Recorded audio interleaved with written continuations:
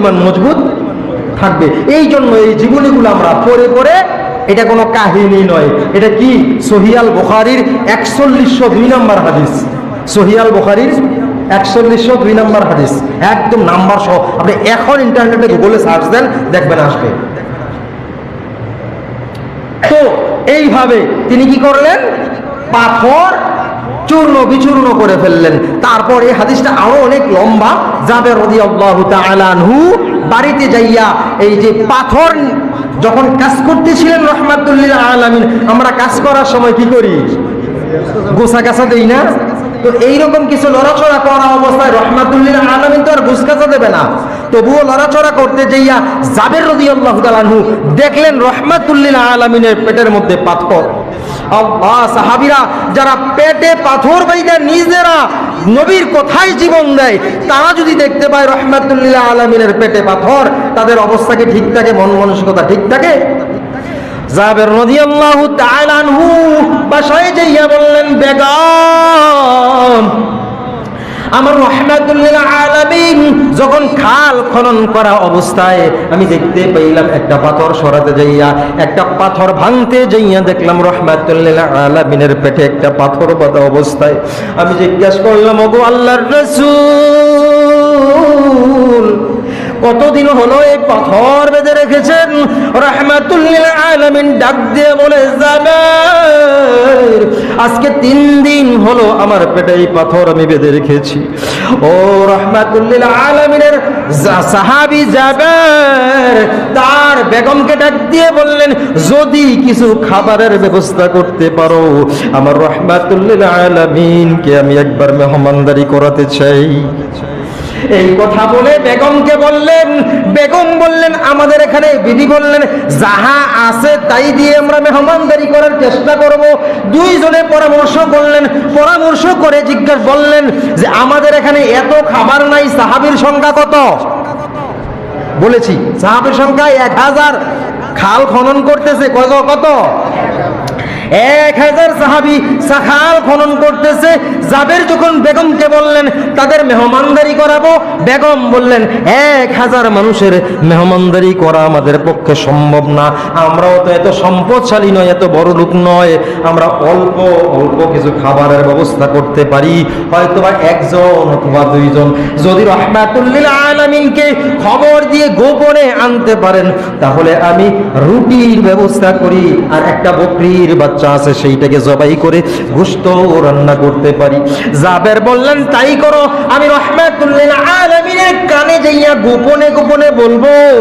এই কথা বলার পর জাবেরের স্ত্রী বেগম রুটি তৈরি করার জন্য রুটির খামির তৈরি করলেন এবং বকরি জবাই করে বকরির গোশতটাকে রান্না করে একটা হাড়ির মধ্যে দিয়ে রান্না করতেছে চুলার মধ্যে। এমতো অবস্থায় জাবের রাদিয়াল্লাহু তাআলা আনহু রাহমাতুল লিল আলামিনকে মেহমানদারি করাবেন। কত খুশির খবর! হ্যাঁ, আহা, যাকে খুঁজা পাওয়া যায় না, দেখতে পাওয়া যায় না, যাকে দেখলে জাহান্নাম হারাম, তাকে ঘরে আইনা মেহমানদারি করাবে, এর থেকে খুশির খবর আর কি হতে পারে? তিনি রান্না করার আগেই দৌড়াইয়া যাইয়া বললেন, ওগো রাহমাতুল লিল আলামিন, আমার বেগম আপনার খাবারের ব্যবস্থা করেছে, আপনার কিছু মেহমানদারির ব্যবস্থা করেছি, আমরা আপনি দয়া করে মেহমানদারি কবুল করুন, আমাদের দাওয়াত কবুল করুন, চলুন, আর কাউকে জানানোর দরকার নেই, আপনি গোপনে আমার সাথে চলুন। কি বললেন? গোপনে চলেন, আপনাকে মেহমানদারি করাবো।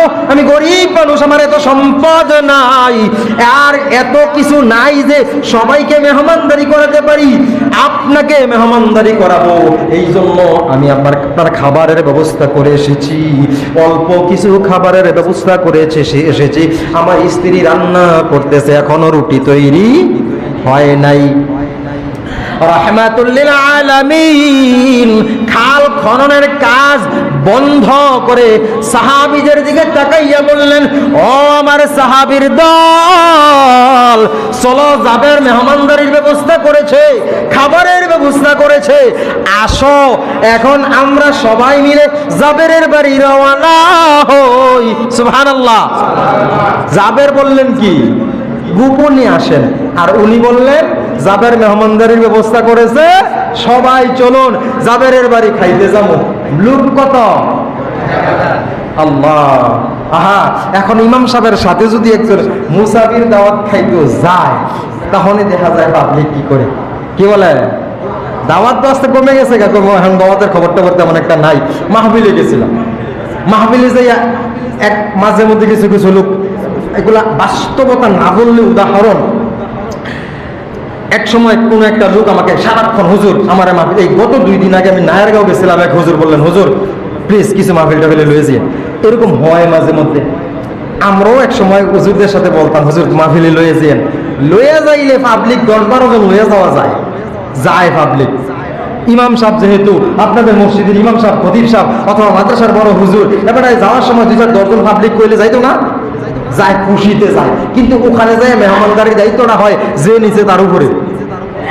এটা কিন্তু পাবলিক প্রিপারেশন থাকে না, প্রস্তুত থাকে না, এতে করে ব্যাঘাত ঘটে না। হ্যাঁ, এক সময় দেখলাম 2-3 জন একসাথে লয়ে গেছি, এলাকায় নাম বলবো না, 2-4-5 গ্রামের ভিতরে গেলে 3-4 জন একসাথে গেছে, সব করে হুজুরের বয়ান শুনবো। আমার বয়ান শেষ করার পরে আমাকে প্রথম বললো, হুজুর খাইয়া নেন। আমি বললাম বয়ানের আগে খাবো না। বয়ান শেষ, আমার সাথে কয়জন? 4 জন। আমি চিন্তা করতেছি, এখন যে তারা খাবারের জন্য আহ্বান করছে, এই 4 জনরা আমি খাওয়াবো কি করে? আমি বললাম, ভাই খাবারের ব্যবস্থা কি যথেষ্ট পরিমাণ আছে? জি হুজুর আছে। আমি খাবো না, তারা 4 জনকে অল্প অল্প কিছু খাবার খাওয়াই দেন।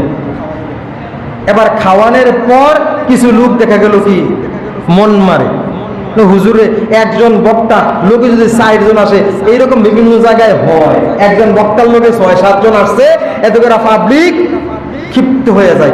একজন বক্তা দাওয়াত দিচ্ছি, 10 জনরে খাওয়াবো নাকি? তাদের কথা তাদের দিক থেকে মানে সঠিক, তাদের দিক থেকে সঠিক, কিন্তু এই বিষয়টা এইরকম একটা বিষয়, রাহমাতুল লিল আলামিনের বেলা দাওয়াত দিলেন 1 জন, আর উনি ডাক দিলেন কয়জন? 1000। এটা তো আকাশ পাতাল ব্যবধান হয়ে গেল না? 19-20, 18-20 না, 10-20 না।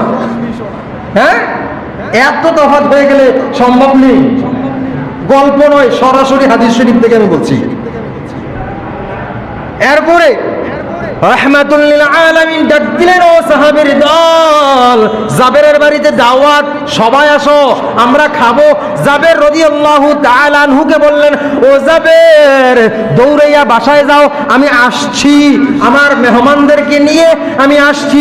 তুমি যাইয়ে তোমার বেগমকে বলবা রান্না করতেছে চুলার মধ্যে যেই গোশতটা, এই গোশতটার ঢাকনাটা যেন পাতিল থেকে না সরায়, আর এই গোশতটা যেন চুলার থেকে না নামায়, রান্না হইতে থাকবে। সুবহানাল্লাহ, রান্না হইতে থাকবে।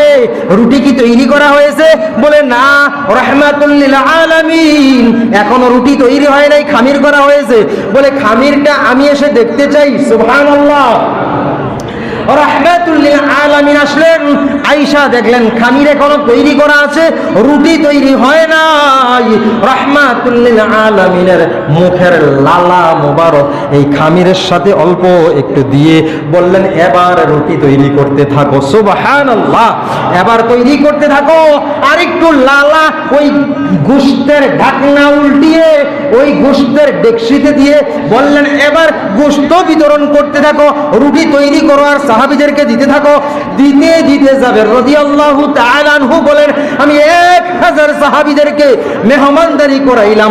1000 মেহমানদারি, 1000 সাহাবীর মেহমানদারি করানোর পর আমি দেখতে পাই, আমার যেই রকম ঢাকনা উল্টাইয়া দেখি, যেই রকম গোশত অতটুকুই আছে, বিন্দু পরিমাণ কমে নাই।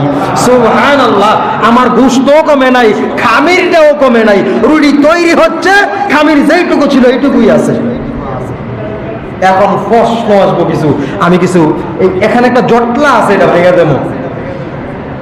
আপনি বলেন তো, যেই ব্যক্তি 3 দিন পেটের ভিতরে পাথর বাঁধা রাখলো, এই ব্যক্তি লালা মুবারক লাগাই দিলে একজনের মেহমানদারিতে 1000 খাইতে পারে। তার নাম কি? রাহমাতুল লিল। তিনি রাহমাতুল লিল, আল্লাহ বলেছেন না রাহমাতুল লিল আলামিন, আমি তোমাকে রহমত স্বরূপ প্রেরণ করেছি। এই রহমত যে কি সেটার দৃষ্টান্ত এটা। রহমত যে কি ইচ্ছা করলে তিনি চাইলে অনেক কিছুই হইতো, কিন্তু তিনি এটাকে চান নাই, বলেন নাই, প্রয়োজন বোধ করেন নাই। ক্ষুধায় পাথর বাঁধা রাহমাতুল লিল আলামিন ইচ্ছা করে বাঁধে নাই, উম্মতদেরকে শিক্ষা দিয়েছে যে এই অবস্থায় হয়েও আমি দিন থেকে বিন্দু পরিমাণ পিছপা হইনি, বিন্দু সুতা পরিমাণ নড়চড় হইনি, দিনের উপর প্রতিষ্ঠা লাভ করেছি, প্রতিষ্ঠিত করেছি দিনকে, সত্যকে প্রতিষ্ঠিত করেছি, তোমরাও সেটা করবে। এটার শিক্ষা। আসলে তিনি উপবাস থাকা লাগে না। যার লালা মুবারক লাগাই দিলে একজনের খাবারে 1000 খাইয়াও ওই খাবার এতটুকুই থাকে, তাকে উপবাস থাকতে হয় না। তিনি এটা শিক্ষা দেওয়ার জন্য আমাদেরকে দৃষ্টান্ত দিয়ে গেছেন, কষ্ট করে হলেও দিনের উপর অটল থাকতে হবে, দিনের উপর অটল থাকতে হবে।